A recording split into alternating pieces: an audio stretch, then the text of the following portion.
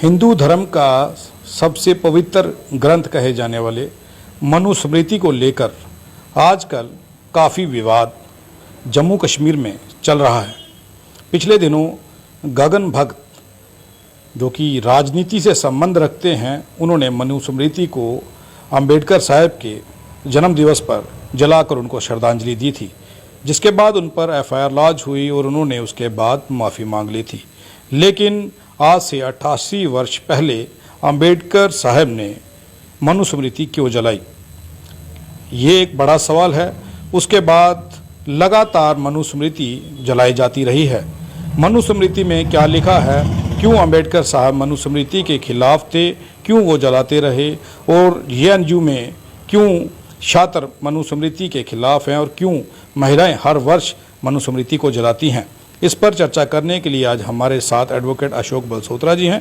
उनसे जानना चाहेंगे आखिरकार मनुस्मृति क्या है और इस मनुस्मृति को लेकर के जो विवाद इन दिनों जम्मू में बना हुआ है उस पर उनका क्या कहना है। सर, स्वागत है। बहुत बहुत शुक्रिया संसार जी। सर, मैं जानना चाहूँगा, जो गगन भगत ने जो 14 अप्रैल को भीमराव अंबेडकर जी के जन्म दिवस पर मनुस्मृति जलाकर उनको श्रद्धांजलि दी थी, उसके बाद उन पर एक एफआईआर लॉन्च होती है और वो माफ़ी मांगते हैं, लेकिन उनके साथ कुछ और युवा थे जिनको अभी भी पुलिस जो है ढूंढ रही है, उनके घरों में जा रही है। तो कितना बड़ा क्राइम है किसी धर्म के उस ग्रंथ को जलाना जिसको कोई फॉलो करता हो। संसार जी, सबसे पहले तो मैं आपको ये बताना चाहूँगा कि मनुस्मृति जो है ये एक कोडिफाइड लॉ था। जैसा कि इतिहास में अगर हम देखें, हालांकि इसकी हिस्ट्री में अगर हम जाएं तो संस्कृत की उम्र जो है वो 1800 साल से ज़्यादा पुरानी अब नहीं मिल रही, और जो हिंदी भाषा है इसका भी 1100 साल से पीछे कोई इतिहास नहीं मिल रहा। और 1800 साल से पीछे के जितने भी हमें रिटन वर्जन मिलते हैं वो पाली या प्राकृत भाषा के मिलते हैं, या फिर फॉरेन के जो ट्रांसलेशन हुए हैं यूनानी में, ग्रीक में, जैसे चाइनीज़ वगैरह में, उन भाषाओं में मिलते हैं। तो ये धार्मिक ग्रंथ जिनकी भी हम बात करते हैं, खास करके जो हिंदू धर्म से जुड़े हुए धार्मिक ग्रंथ हैं, सबसे पुराना ऋग्वेद कहा जाता है, तो अभी साइंटिफिकली प्रूव हो गया है सबसे पुराना ऋग्वेद भी 550 साल से ज़्यादा पुराना नहीं है। उसका भी कार्बन डेटिंग करके देख ली गई है। तो ये बहुत पुराने या सदियों से चल रहे इस तरह से है, ऐसा तो कुछ नहीं है। मगर ब्राह्मण, क्षत्रिय, वैश्य, खास करके ये जो विदेशी बाहर से आगे भारत में बसे, ये इन्होंने एक साजिश के तहत ये सारे ग्रंथ लिखे, और इन ग्रंथों में इस देश के मूल निवासी बहुजनों को, जो कि सारे बुद्धिस्ट थे, उनको प्रताड़ित करके उन पे कब्जा करने की एक साजिश रच के लिख के प्रसारित किया। तो वेद, पुराण, स्मृति, श्रुति, जितने भी महाभारत, रामायण आप जो भी देखते हैं, गीता वगैरह, इन सब ग्रंथों को आज की डेट में हिंदू धर्म ग्रंथ कहा जाता है। तो उनमें एक धर्म ग्रंथ कह लीजिए या कोडिफाइड लॉ जो है जिसको प्रचारित किया जाता है, मनुस्मृति कहा गया। तो मनुस्मृति का जो पूरा विधान है, अगर आप उसको पढ़ेंगे तो आप हैरान हो जाएंगे संसार जी। पूरे का पूरा एंटी कॉन्स्टिट्यूशनल है, या यूं कह लें कि कॉन्स्टिट्यूशन ऑफ इंडिया जो है मनुस्मृति के बिल्कुल विपरीत एक समता, स्वतंत्रता, बंधुता और न्याय पर आधारित समाज की बात करता है। इसका अर्थ दूसरे शब्दों में यह है संसार जी कि मनुस्मृति जो है ये असमानता की बात करती है। ये बहुत बड़े वर्ग को, जिसको SC ST OBC कहा जाता है, उसको आज़ादी ना देने की बात करती है, उनमें बंधुत्व को खत्म करने की बात करती है और अन्याय की बात करती है। तो मनुस्मृति बेसिकली असमानता का ग्रंथ है, गुलामी का ग्रंथ है, अन्याय का ग्रंथ है और भाईचारे को खत्म करने वाला ग्रंथ है। मैं तो इसको ऐसे थोड़े शब्दों में कहूँगा। और मैं ये जानना चाहूँगा कि गगन भगत जो थे, उन्होंने भीमराव अंबेडकर जी के जन्म दिवस पर इसे जला करके उनको श्रद्धांजलि के रूप में एक पोस्ट जो थी वो सोशल मीडिया पर साझा की जी। और मैंने इस पर एक खबर भी की थी कि अगर शायद उन्होंने इसे पढ़ा होता तो वो जवाब दे पाते, लेकिन उसके दूसरे ही दिन अभी मैंने उनका इंटरव्यू करना ही था, उनका फ़ोन स्विच ऑफ आ रहा था। उसके बाद मैं देखता हूँ कि वो दूसरे दिन वहाँ पर माफ़ी मांग रहे होते हैं पुलिस स्टेशन में। तो मैं इसे किस तरह से समझूं कि उन्होंने कोई हीनस क्राइम किया था या फिर उन्हें माफ़ी मांगने की ज़रूरत क्या थी, और जो लड़के इस वक्त पुलिस जिनके घरों में दबिश दे रही है, जो भाग रहे हैं, उनका क्राइम क्या है? थोड़ा सा इतिहास में जाके मैं इसका जवाब देना चाहूँगा। 1926 में पेरियर ईवी रामास्वामी नायकर जो हमारे बहुत बड़े आइकन हैं, मूल निवासी बहुजन के बहुत बड़े लीडर हैं। तमिलनाडु में जस्टिस पार्टी 1919 से 1935 तक उनकी रूलिंग पोजीशन में रही और सेल्फ रेस्पेक्ट मूवमेंट उनकी रही, और उनकी डेथ 1976 के आगे पीछे हुई, और तब तक वो एक बहुत ही स्टालवर्ड लीडर जो है हमारे रहे हैं। 1926 में उन्होंने सबसे पहले मनुस्मृति को जलाया। उसके बाद 20 मार्च 1927 में बाबा साहब ने महाड़ चौदार तालाब एजिटेशन जब शुरू की, तो उसका कंक्लूजन 25 दिसंबर 1927 को जब किया, तो पानी पीने से पहले उन्होंने मनुस्मृति जलाई, और उनके साथ कुछ ब्राह्मण भी थे जिन्होंने इसका एक एक पन्ना फाड़ के आग के हवाले किया और मंत्रोच्चारण के साथ इसको जलाया। उसके बाद ये एक प्रचलन बना रहा, और 1950 के बाद कई ऐसी घटनाएं हमें मिलती हैं जहां मनुस्मृति जलाई गई है।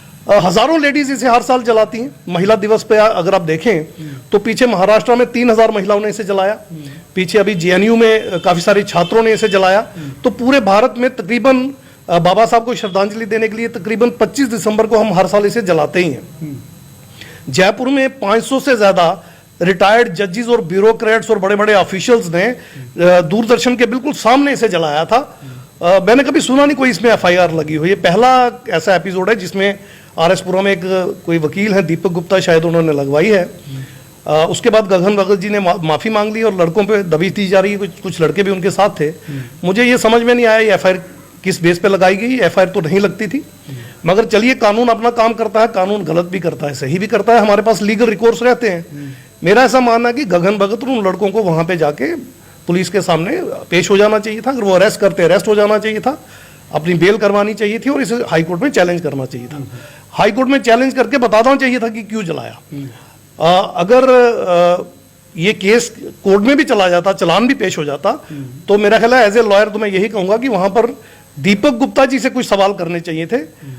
जैसे कि मनुस्मृति महिलाओं को स्वतंत्रता देने के विरोध में है, मनुस्मृति महिलाओं की पढ़ाई के विरोध में है संसार जी, उनके राइट जो प्रॉपर्टी में उसके विरोध में है, मनुस्मृति उनकी इज्जत के विरोध में है।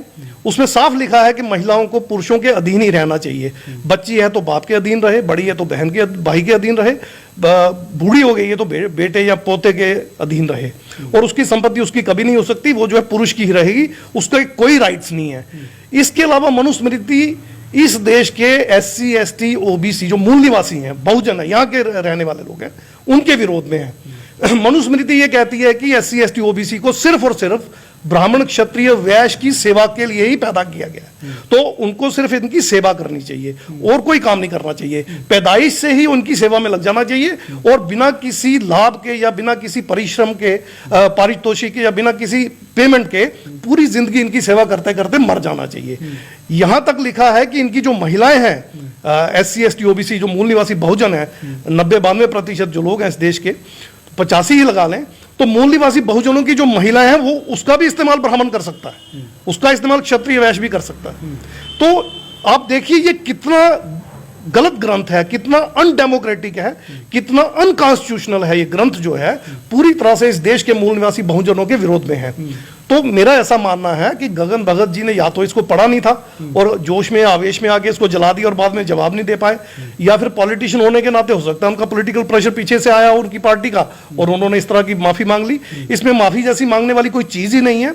मनुस्मृति जब तक रहेगी ये इस देश में समता, स्वतंत्रता, बंधुता और न्याय के विरोध में काम करेगी, जैसा कि हम देख रहे हैं आरएसएस और भाजपा और कांग्रेस की सरकारें करती आ रही हैं लगातार, संविधान को लागू कर ही नहीं रही, संविधान के होते हुए भी हमारे मूलभूत अधिकार हमें नहीं दे रही। तो वो जो मनुस्मृति के मनुवादी जो सोच है उसी की वजह से ये सारा हो रहा है, मेरा ऐसा मानना है। लेकिन एक बात ये भी कही जाती है कि जिन पन्नों पर कुछ गलत चीज़ें लिखी गई थी, तो जैसे जेएनयू में कुछ पन्ने जलाए गए थे, तो ये भी कहा गया कि कुछ पन्ने जला लेते, पूरी मनुस्मृति जो थी वो नहीं जलानी चाहिए थी। तो इसमें क्या समझते हैं आप कि मनुस्मृति जो थी पूरी की पूरी में वैसा ही लिखा गया जैसा आप बता रहे हैं, या फिर मनुस्मृति के कुछ पन्ने ऐसे हैं जिन पर ऐसा लिखा गया? देखिए संसार जी, मनुस्मृति जो है ये पूरी की पूरी ही मानवता विरोधी है। पहले तो मैं ये बता दूं, मैं बार बार कह रहा हूं ये अनकॉन्स्टिट्यूशनल डॉक्यूमेंट है, चाहे उससे पहले का लिखा गया भी क्यों ना हो। आप आर्टिकल 13 पढ़ ले, आर्टिकल 13 में साफ तौर पर यह लिखा गया है कि कोई भी कानून, रूढ़ी, परंपरा जो आज से पहले गलत थी, जो मूलभूत अधिकारों के विरोध में है, पार्ट 3 ऑफ द कॉन्स्टिट्यूशन के विरोध में है, वो नल एंड वाइड घोषित की जाती है। और आने वाले समय में भी चाहे कोई सरकार पूर्ण बहुमत से भी क्यों ना बने, किसी राज्य की या केंद्र की, कोई ऐसा कानून अगर ले आती है जो कि फंडामेंटल राइट्स के खिलाफ है, तो वो पहले दिन से ही नल एंड वाइड माने जाएंगे। तो इस तरह से मनुस्मृति को कॉन्स्टिट्यूशन बिल्कुल नल एंड वाइड डिक्लेयर करता है। आर्टिकल 13 में डिक्लेयर कर दिया गया है सबको, तो ये भी डिक्लेयर हो चुका है। तो ये अब किसी तरह का ग्रंथ रह नहीं गया। अब रही बात, जैसा कि मैंने भी न्यूज़ में देखा और काफ़ी सोशल मीडिया पे भी देखा और मैंने इंटरव्यू में भी देखा, वो एडवोकेट जो हैं दीपक गुप्ता करके, मैं बड़ा हैरान हुआ उनकी बातें सुन के। वो ये कह रहे थे कि मेरी धार्मिक भावना आहत हुई है। इसका अर्थ ये होता है कि जो मनुस्मृति ये कहती है कि शूद्र अगर पढ़ ले तो उसकी जुबान काट दो, अगर कोई ज्ञान की बात सुन ले तो उसके कान में शीशा पिघला के डाल दो, अगर वो किसी स्वर्ण के बराबर बैठ जाए तो उसका पिछवाड़ा कटवा दो, अगर कोई अपशब्द किसी के विरोध में ऊंची जाति वाले के बोल दे तो उसके मुंह में गर्म लोहे की सलाख लाल रंग की गर्म करके आग में उसके मुंह में डाल दो। तो इस तरह की गंदी और बदनीयत चीजें जिसमें लिखी हों, वो सारा ग्रंथ ही गलत है। आप देखिए, ये मनुस्मृति उसी बात को दोहराती है जो ऋग्वेद में लिखा गया है कि ब्रह्मा के मुंह से ब्राह्मण पैदा हुआ, भुजाओं से क्षत्रिय और जांघों से पट, जिसको हम ये कहते हैं पट वगैरह कहते हैं, यहाँ से वैश्य पैदा हुए और पैरों से शूद्र पैदा हुए। तो क्योंकि ये गुप्ता है एडवोकेट साहब, तो ये भी कहीं मुंह से पैदा नहीं हुए, ये भी उच्च नहीं हुए ना, ये भुजाओं से पैदा हुए तो वहां से भी नीचे हो गए। चलो शूद्र तो पांव से पैदा हुए, उनको तो गुस्सा आना चाहिए था, मगर इनको भी गुस्सा आना चाहिए था, ये भी बड़ी गंदी सी जगह से पैदा हो रहे हैं, तो इनको अपनी पैदाइश पे ही शर्म आनी चाहिए थी। अगर इनको भी चाहिए था मनुस्मृति को जलाना, इनकी माँ के अगेंस्ट है, इनकी बहन के अगेंस्ट है, अगर मैरिड है तो उनकी बीवी के भी अगेंस्ट है, अगर इनकी कोई बच्ची है तो उसके भी अगेंस्ट है, और खास करके शूद्र अति शूद्र के अगेंस्ट तो है ही। मगर बानिया जो क्लास है, जो वैश्य क्लास है, उसके बारे में मनुस्मृति में लिखा गया है कि वैश्य जो है वो पाप योनि है, जैसे शूद्र अति शूद्र पाप योनि है। तो हमें भी गुस्सा आता है ये सुन के, हम तो जलाएंगे इसको, तो आपको भी तो गुस्सा आना चाहिए था, आपने जाके एफआईआर कटवा दी। अरे आप पहले एक बार पढ़ तो लेते इस डॉक्यूमेंट को, जितना ये हमारे विरोध में, इतना वैश्य के भी विरोध में है। अगर ये किसी को सुप्रीमेसी देता तो ब्राह्मण को, तो मुझे नहीं पता इन्होंने क्यों ऐसा किया, इनको नहीं करना चाहिए था। मगर दीपक गुप्ता जी को एक चीज समझनी होगी, कोई भी मुस्लिम जबरदस्ती SC ST OBC को मुस्लिम नहीं मानता, कहीं नहीं कहता कि ये मुस्लिम है। आप SC ST OBC को जबरदस्ती हिंदू बनाने पे क्यों तुले हुए हो? इतिहास में संसार जी आप देख लीजिए, 1931 के सेंसस में SC ST को अनटचेबल डिप्रेस क्लासेस और OBC को टचेबल डिप्रेस क्लासेस लिखा जाता था। रिलीजन के काल में नॉन मुस्लिम लिखा जाता था, हिंदू कहीं लिखा ही नहीं जाता था। और 1920 तक ब्राह्मण भी अपने आप को हिंदू नहीं मानता था, क्षत्रिय वैश्य भी खुद को हिंदू नहीं मानता था। सुप्रीम कोर्ट की जजमेंटें भी आ गई, ये हिंदू कोई धर्म है ही नहीं। तो इसके बाद भी आप जबरदस्ती SC ST OBC को क्यों हिंदू बनाने पे तुले हैं? और आर्टिकल 25 से 28 में जो जबरदस्ती आपने हिंदू लिखा है, हम तो पहले दिन से इसका विरोध कर रहे हैं। पेरियर EV रामास्वामी नायकर ने 1957 में संविधान का पार्ट जो आर्टिकल 25 से 28 जलाया था, अपने 3000 कार्यकर्ताओं के साथ, उनको जेल भी हुई, 6 महीने से लेकर 3 साल तक जेल हुई, 16 लोग मर भी गए। उसके बावजूद वो संघर्ष जारी रहा। आज भी हमारा संघर्ष जारी है कि SC ST OBC जो हैं वो हिंदू नहीं है, मूल निवासी बहुजन है, वो हिंदू नहीं है। आप जबरदस्ती हमें हिंदू बनाते हो, इसलिए हमें आपके ग्रंथों को पढ़ना पड़ता है और अपने खिलाफ साजिशों को डीकोड करके फिर उसके ऊपर अटैक करना पड़ता है। आप हमें हिंदू फोल्ड से बाहर निकालते, जो लिखना है लिखते रहे, मगर हमारे विरोध में बिल्कुल मत लिखें।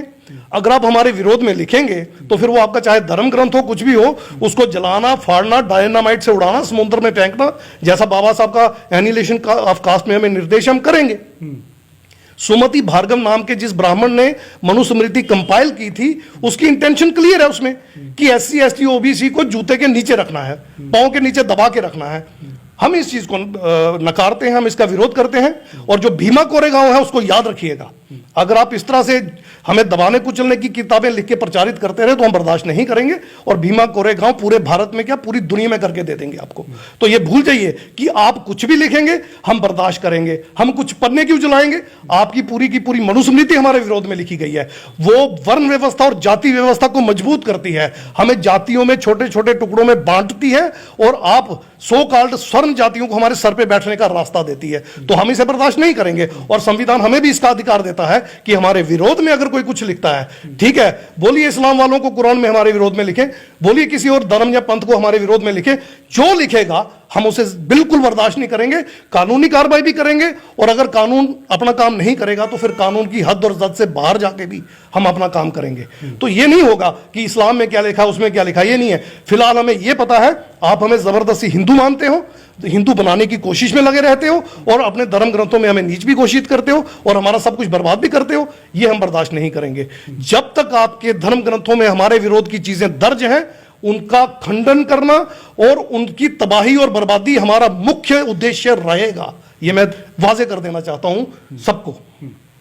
सवाल ये था कि मनुस्मृति आखिरकार क्या है। तो एडवोकेट अशोक बलसोत्रा जिसे हमारी बातचीत हुई, हमने जानना चाहा कि मनुस्मृति क्या है। उन्होंने थोड़े समय में उस चीज़ को अच्छे तरीके से समझाया कि मनुस्मृति आखिरकार क्या है। अब ये हमने पढ़ी नहीं है, जिसने पढ़ी होगी वो इसे अच्छे से जानता होगा। कुछ पन्नों की बात हुई थी और जो मनुस्मृति जलाई गई थी उसके बाद माफ़ी मांगने का जो मसला सामने आया था, उस मसले को लेकर के हमने ये इंटरव्यू किया और इस इंटरव्यू में ये जानना चाहा मनुस्मृति में क्या है। और एडवोकेट साहब ने ये बताया कि मनुस्मृति में क्या क्या लिखा गया है।